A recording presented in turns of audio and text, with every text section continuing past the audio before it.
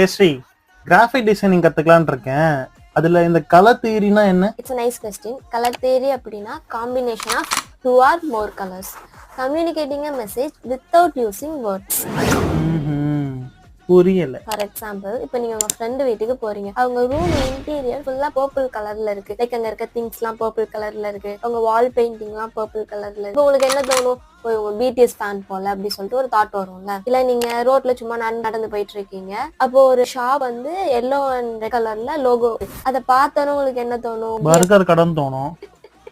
இவங்க வந்து மெக்டி மாதிரியே இருக்கு, இல்ல மெக்டியா பார்த்து காப்பி பண்ணிருக்காங்க அப்படி சொல்லிட்டு தோணும்ல. That's the power of colour. Colour theory கத்துக்காமலே என்ன டிசைன் பண்ண முடியுமா?